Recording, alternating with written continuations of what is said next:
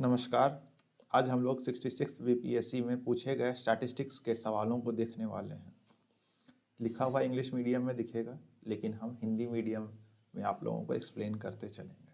आइए, पहला सवाल है क्वेश्चन नंबर 12। नीचे दी गई वृत्त सारणी विभिन्न खाद्य फसलों के लिए आवंटित भूमि बंटन को प्रदर्शित करती है। वृत्त सारणी का सावधानी से अध्ययन कर नीचे दिए गए प्रश्नों के उत्तर दीजिए। तो ये एक पाई चार्ट दिया हुआ है जिसमें बहुत सारे जो फसल हैं उनका कितना एरिया में कितने फसल हैं वो दिया हुआ है। क्वेश्चन नंबर क है, कौन सी 3 फसलों का समन्वय खाद्य फसलों के कुल क्षेत्रफल के 50% को आवंटित करता है। यानी कि जितना एरिया है उसका 50% एरिया कौन से 3 फसलों को मिला के होगा।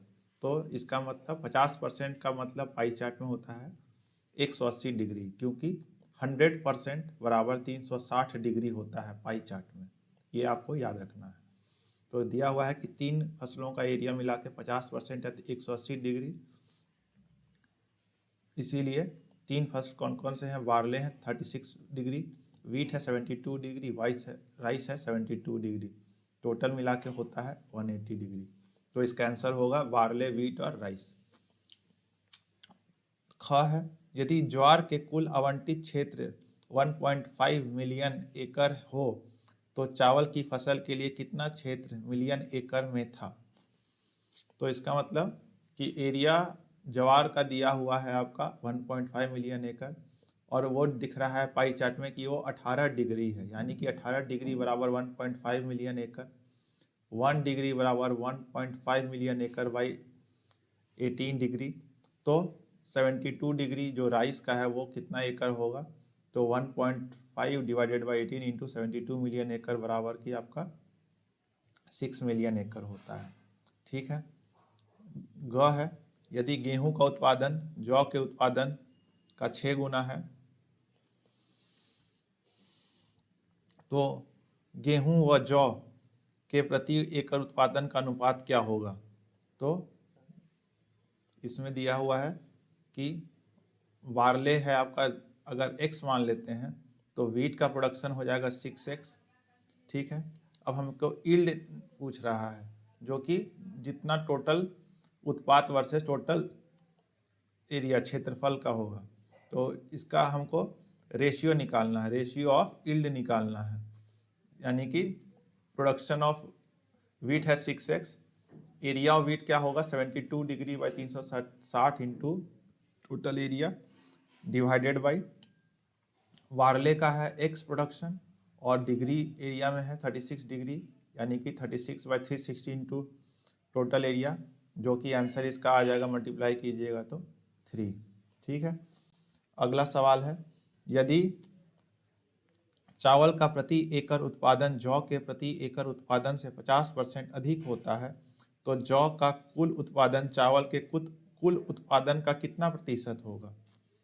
यानी कि दिया हुआ है कि राइस का जो यील्ड है वो 1.5 टाइम्स ज्वार के यील्ड का है। राइस का एरिया हम कितना निकाले हैं 72 बाई 360 इंटू टोटल एरिया।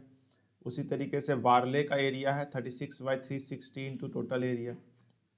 और दिया हुआ है कि जो यील्ड है वो 1.5 टाइम्स है राइस का यील्ड जो है। तो फॉर्मूला लगाएंगे, राइस का प्रोडक्शन बाई राइस का area is equal to 1.5 into barley का प्रोडक्शन बाई बार्ले का एरिया। फॉर्मूला लगाइएगा जो दिया हुआ है। राइस का प्रोडक्शन आपका है 72 बाई ये, तो जब हम इसको फॉर्मूला को पुट अप करेंगे तो राइस का प्रोडक्शन आएगा 1.5 into 2 equal to 3 times barley का प्रोडक्शन। तो क्वेश्चन है कि बार्ले का प्रोडक्शन कितना है राइस का प्रोडक्शन का, तो ये हो जाएगा 1/3 टाइम्स राइस का प्रोडक्शन, या 33.3% राइस का प्रोडक्शन। ई है, यदि फसलों के लिए आवंटित कुल क्षेत्रफल 5% बढ़ा दिया जाए तथा गेहूं के लिए आवंटित क्षेत्रफल में 12% की बढ़ोतरी कर दी जाए तो नई वृत्त सारणी में गेहूं के लिए कितने अंश का कोण होगा। तो कह रहा है कि नया जो एरिया है उसको हम 5% बढ़ा दें, यानी कि 1.05 इंटू टोटल क्षेत्रफल करेंगे और एरिया अंडर वीट कह रहा है आपका हो जाएगा 12% एक्स्ट्रा, यानी कि 1 + 12/100 is equal to 1.12 into wheat का एरिया है 72 degree by 360 into total area is equal to area under wheat निकल गया हमारा। अब हमको एंगल ऑफ वीट निकालना है। एंगल ऑफ वीट क्या हो जाएगा, area of wheat by total new area into 360। तो इसको जब हम मल्टीप्लाई करेंगे तो आंसर हमारा आ जाएगा 76.8। चलिए 13वां का अगला सवाल में हम आते हैं।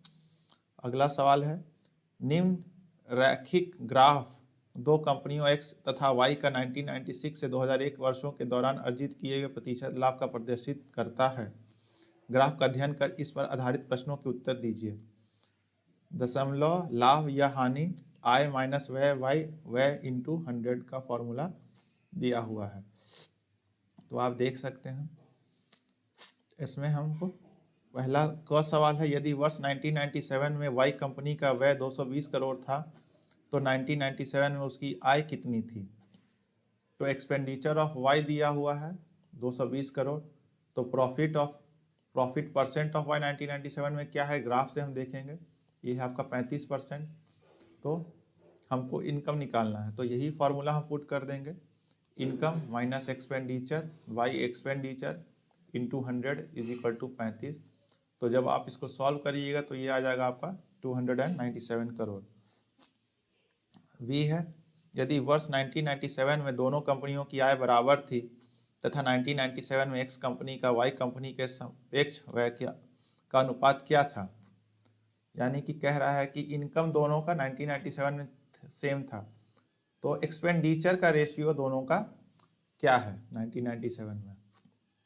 प्रॉफिट परसेंट 1997 में X का कितना है 45%, Y का है 35%। तो हम ये फॉर्मूला लगाएंगे, income of X minus expenditure व्यय ऑफ X बाई व्यय ऑफ X इंटू 100 बराबर 45। उसी तरीके से Y में भी same formula, income of Y minus expenditure of Y by expenditure of Y into 100 is equal to 35। अब दिया हुआ है इनकम इज इक्वल, यानी कि IX is equal to IY। तो हम पहले इसमें IX कैलकुलेट कर लेते हैं। IX हो जाएगा मेरा 145/100 एक्सपेंडिचर ऑफ X। IY इस फॉर्मूला से निकाले हम इसको, यहाँ पे IY ऊपर वाले फॉर्मूला से है 135/100 इंटू एक्सपेंडिचर ऑफ Y। ठीक है, अब IX बराबर IY है तो इसको हम पुट कर देंगे। तो 145/100 into expenditure of X is equal to 135/100 into expenditure of Y। तो ratio of expenditure of X by ratio of expenditure of Y is equal to 135/145। तो आंसर हो जाएगा 27/29। ठीक है, अगला आइए, दोनों कंपनियां X तथा Y का वर्ष 2000 में आय का अनुपात क्रमशः 3.4 रहा हो तो वर्ष 2000 में उनके व्यय का अनुपात क्या होगा। यानी कि इनकम का रेशियो है 3:4, तो एक्सपेंडिचर का रेशियो क्या होगा 2000 में।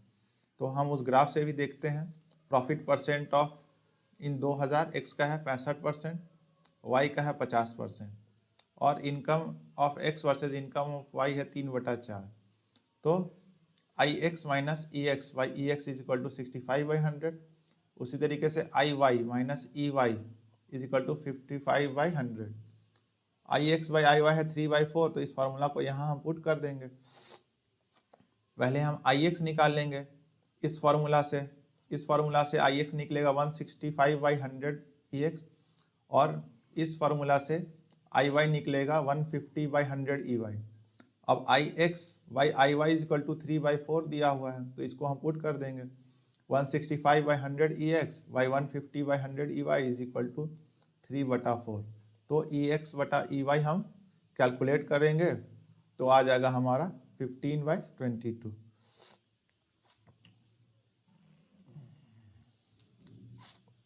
घ है, वर्ष 1997 में X तथा Y दोनों कंपनियों का व्यय बराबर था तथा दोनों कंपनियों की कुल आय वर्ष 1996 में 344 342 करोड़ थी। तो 1997 में उन दोनों कंपनियों का कुल लाभ कितना था, यानी कि दिया हुआ है कि 1997 में दोनों का एक्सपेंडिचर बराबर था 1996 में, और प्रॉफिट का प्रॉफिट परसेंटेज हमको दिया हुआ है 45% एक्स का, और प्रॉफिट परसेंटेज वाई का है 40%, और तीसरा दिया हुआ है I X plus I Y equal to 342।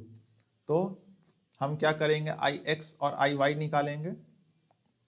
इसको निकालने के लिए हमको क्या करना होगा, आई एक्स वाई 45/100 है profit percentage equal to I X by E X minus 1। तो I X by E x is equal to 145/100 is equal, तो I x is equal to 1.45 times E X. इसी तरीके से आई वाई निकालेंगे, I Y is equal to 1.40 E Y. अब दिया हुआ है 1.45 E X plus 1.45 E Y is equal to 340। तो 2.95 E x is equal to 340। तो is equal E x is equal to 115.25 equal to E Y.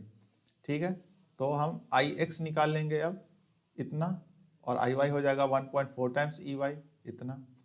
तो profit जो है वो एक्स का हो जाएगा 51.87 I x minus E X, profit of Y हो जाएगा 46.1, टोटल प्रॉफिट हो जाएगा 90।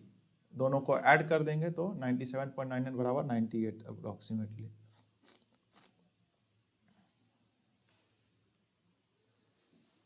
ई है, वर्ष 1998 में एक्स कंपनी का व्यय 200 करोड़ था तथा एक्स कंपनी की 1998 में आय उसके वर्ष 2001 में किए गए व्यय का बराबर था। तो वर्ष 2000 में एक्स कंपनी का आय ज्ञात कीजिए। तो एक्सपेंडिचर ऑफ एक्स है 1998 में 200 crore, expenditure of X in 1998 is equal to expenditure of X in 2001। तो एक इनकम ऑफ एक्स क्या है 2001 में हमको कैलकुलेट करना है। ठीक है, प्रॉफिट परसेंटेज 1998 है आपका 55%।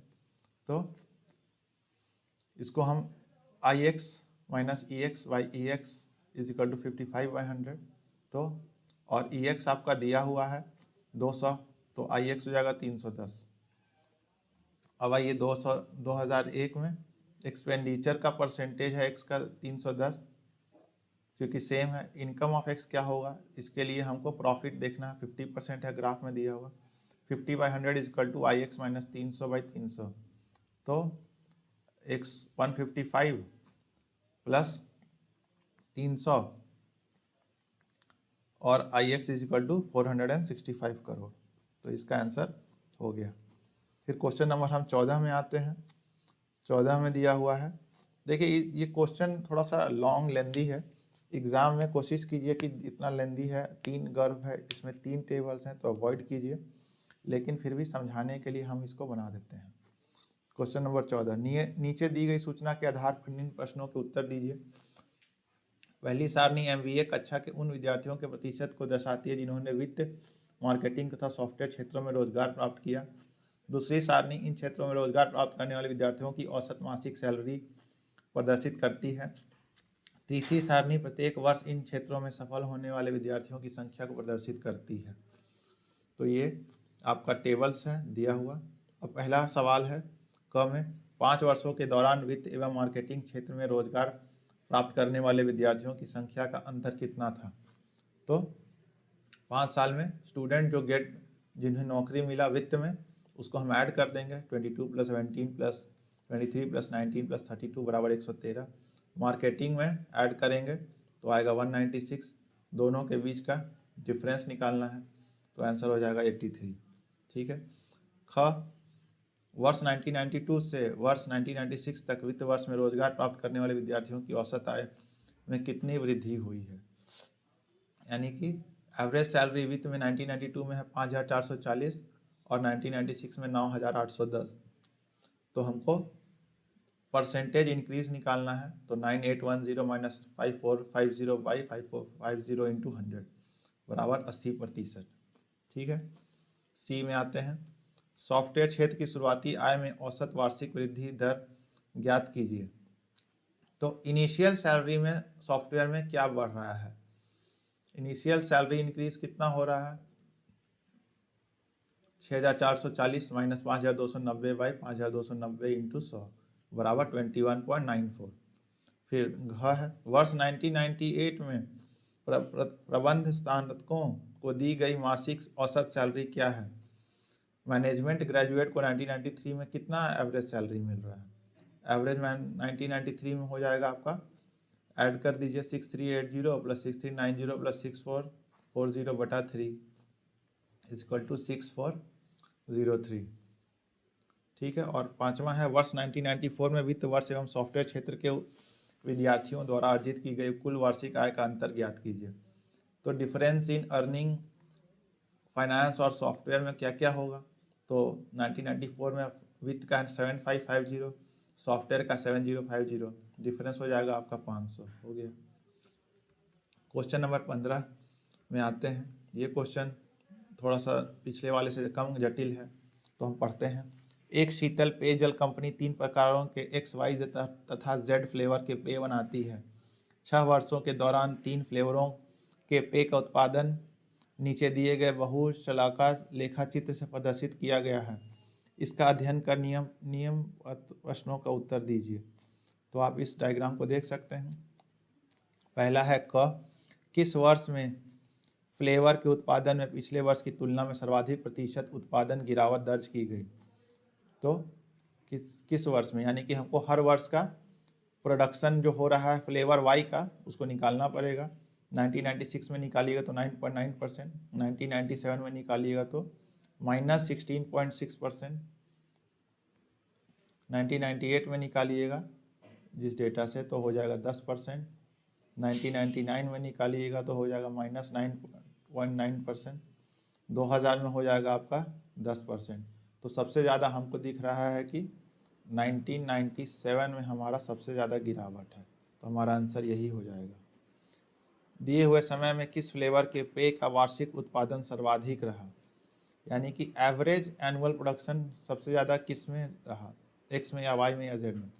एवरेज एनुअल प्रोडक्शन क्या हो जाएगा? Total production by total number of years. X का हो जाएगा, सबको ऐड करके डिवाइड बाई 6 कर दीजिए, एक्स का हो जाएगा 50, वाई का आपका हो जाएगा ऐड करके करेंगे तो 54.16, जेड का भी हम करेंगे जब डिवाइड तो हो जाएगा 50, तो मैक्सिमम हमको यही है 54.16। सी में है, टोटल एक्स फ्लेवर के पेय के 1995 तथा 1996 के कुल उत्पादन का जेड फ्लेवर के 1997 एवं 1998 का कुल उत्पादन कितना प्रतिशत रहा? तो टोटल प्रोडक्शन का है जेड का 1997 1998 में 120 और एक्स का है 1995 1996 में 90। तो परसेंटेज निकालना है हमको 120/90 × 100, यानी कि जेड जो है वो एक्स का 133% ज़्यादा है। डी में एक्स फ्लेवर वाले पेय के 1995 1996 एवं 1997 के औसत उत्पादन एवं वाई फ्लेवर वाले पेय के 1998 1999 एवं 2000 के औसत उत्पादन में कितना अंतर है? यानी कि हमको इन 3 वर्षों में एवरेज निकाल के डिफरेंस निकालना है। तो एवरेज प्रोडक्शन एक्स का है इन 3 वर्षों में 50 + 40 + 55/3 बराबर 48.33। वाई का है 50 + 55/55/3 बराबर 53.33। दोनों के बीच का डिफरेंस है 5। जेड फ्लेवर के पेय के उत्पादन में 1998 के सापेक्ष 2000 में कितने प्रतिशत की गिरावट दर्ज की गई? तो फ्लेवर जेड का कितना गिरा है 2000 में 1998 की अपेक्षा? Percent decline in flavour of Z 40 - 60/60 × 100 बराबर 33.3%। तो ये आपका होता है हमारा स्टैटिस्टिक्स का सवाल। आपको कोई भी इसमें डाउट हो तो प्लीज़ कमेंट करें, और अगर चैनल अच्छा लगा तो लाइक शेयर और सब्सक्राइब ज़रूर करें। और आप लोगों के लिए मैंने ऑनलाइन टेस्ट सीरीज़ की सुविधा भी उपलब्ध स्टार्ट किया है। अगर आप मेरे साथ जुड़ना चाहते हैं तो नीचे दिए गए डिस्क्रिप्शन में आप मुझसे कांटेक्ट कर सकते हैं। धन्यवाद।